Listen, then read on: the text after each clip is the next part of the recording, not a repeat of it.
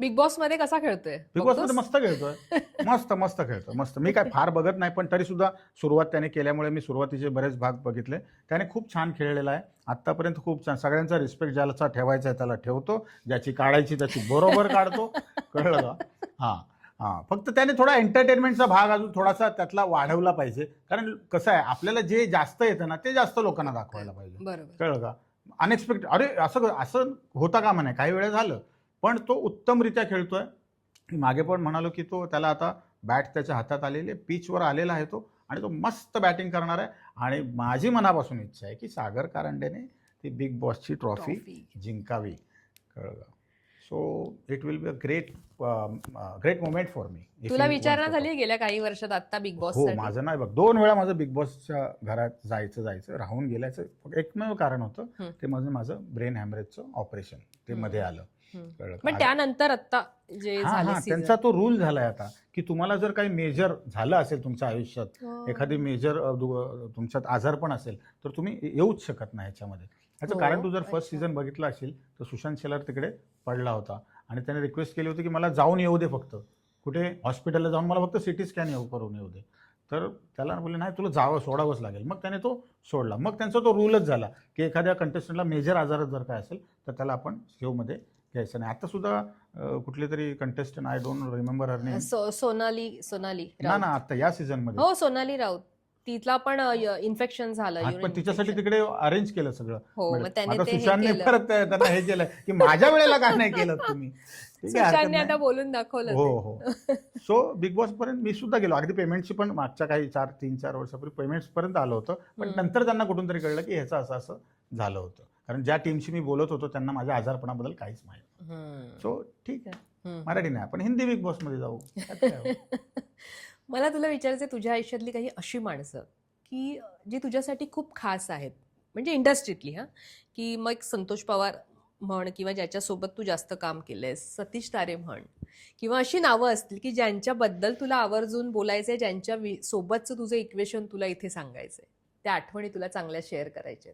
सगळ्यात आधी अमरजीत आमले हे नाव घेईन मी. आता जे कुर्ला टू वेंगुर्ला फिल्म आली, त्याचे लेखक आणि निर्माते. सिनेमा पण तो छान होता. हो, सिनेमा अतिशय उत्तम बनवला, फार रेअर सिनेमा बनवला त्यांनी. आणि कारण मग कीर्ती कॉलेजला असताना माझी आणि अमरजीतची भेट झाली होती.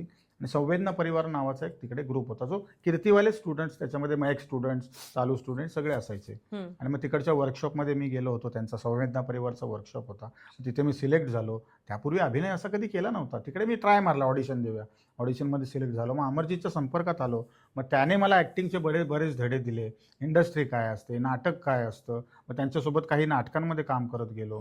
सो हा अमरजीत आमले ह्याने मला जो बेस बनवायचा असतो ना एखाद्या अभिनेत्याचा, सो अमरने माझा तो बेस बनवला. त्याच्यानंतर मग संजय खापरे जे आपले ऍक्टर आहेत, ते मुळात होते आर्ट डायरेक्टर. हो, संजय कमालीचा आहे. हा, त्याचा हात खूप सुंदर आहे, खूप छान. त्याच्या घरातलं गणपतीचं डेकोरेशन तो स्वतः करतो तो. आणि मग त्याने मी त्याच्या असिस्टंट होतो आर्ट डायरेक्शन मध्ये. मी 3 मालिका केल्या त्याच्यासोबत. काय बोलतो? काम काहीच नाही ना, कॉलेज संपलं, पुढे करायचं काय?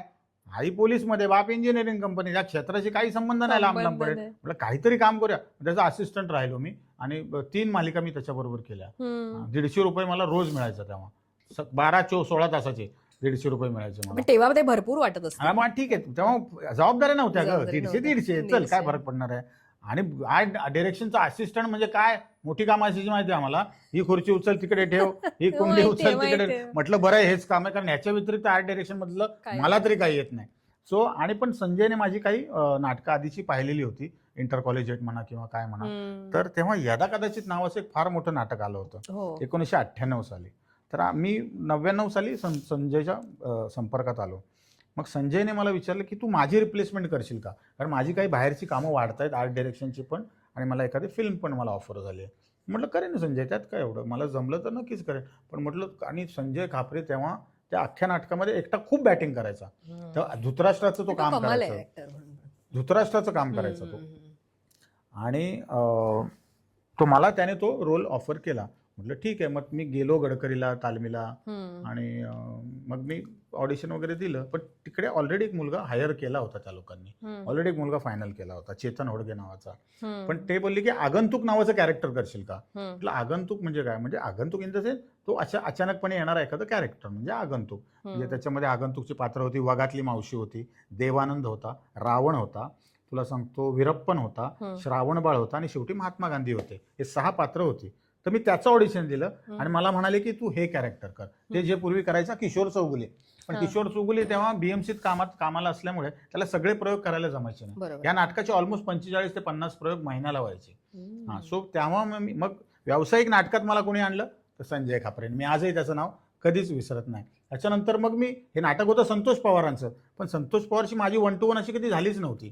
कळलं का? मी त्याची भेटच नाही. मी 1,500 प्रयोग केले त्या नाटकाचे. 1,500 प्रयोग व्हायला किती काळ लागतो तुला माहिती आहे. तोपर्यंत मी संतोषला कधी भेटलो नव्हतो. मग त्याच्यानंतर मी संतोषच्या संपर्कात आलो. मग आमचं ट्युनिंग चांगलं जुळलं.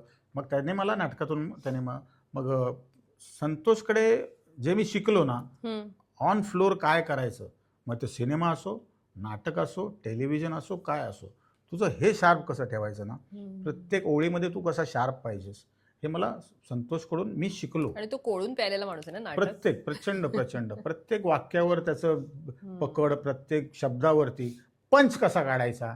बरं, तुझा पंच काढण्यासाठी समोरच्याने काय बोललं पाहिजे, नुसतं एवढंच केलं पाहिजे, तू काय रे असं बोलला तर तो पंच केला.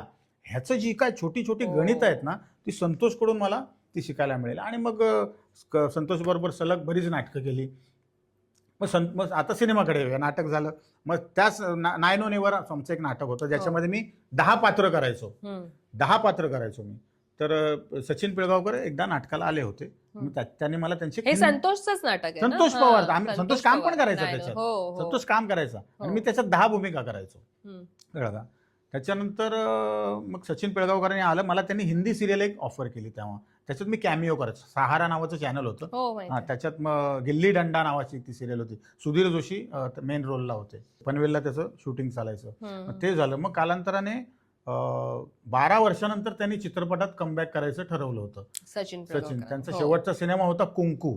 तो 12 वर्षांनंतर 2004 मध्ये म्हणजे मला वाटतं 92 साली कुंकू आला होता. त्याच्यानंतर 2004 मध्ये त्यांनी नवरा माझा नवसाचा हा पिक्चर करायचा ठरवलं. त्यामुळे बरीच इंडस्ट्री त्याच्यामध्ये आनंदात होती, कारण खूप लोक त्याच्यामध्ये कामं करायचं असं ठरलं होतं. बऱ्याच लोकांची कास्टिंग झाली होती.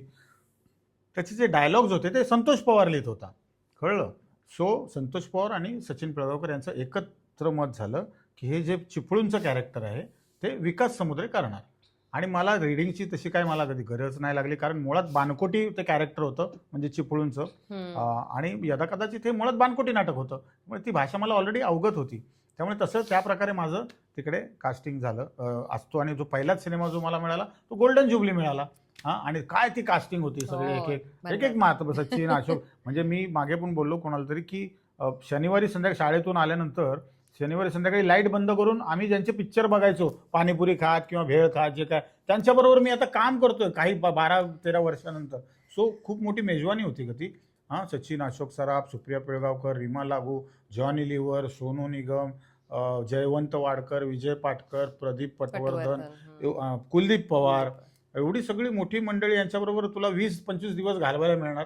अजून काय पाहिजे. सो हे एक माझं चांगलं हे झालं. हे सतीश तारे पण होते आणि सतीश तारे सीन आठवतोय त्यांना असं बांधलेलं असतं. हो प्रचंड. तुला आठवते का रे ते त्यांचे ते किस्से आणि हे सतीश तारेंचे? म्हणजे तो माणूसच भन्नाट होता. नाही सतीश तारे आणि तसा माणूस पुन्हा नाही होणार या भूतलावावरती. म्हणजे मी नेहमी म्हणतो की अकबराच्या काळात जर तारे असते तर बिरबल नसताच कुठे.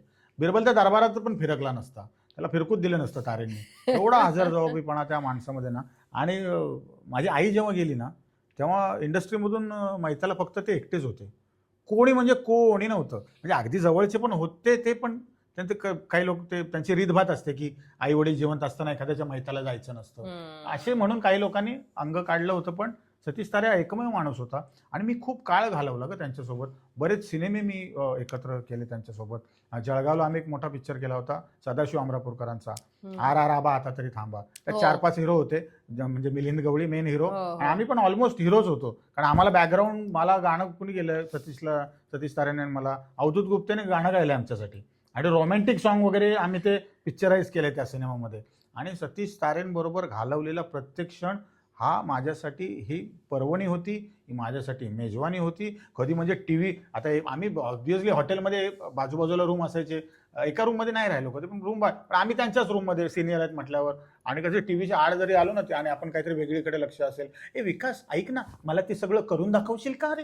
म्हटलं कुठलं, ते टीव्हीवर जे काही चाललंय मला ना दिसत नाहीये ते, असं ते बोलायचे. बाजूला हो कधीच नाही बोलले.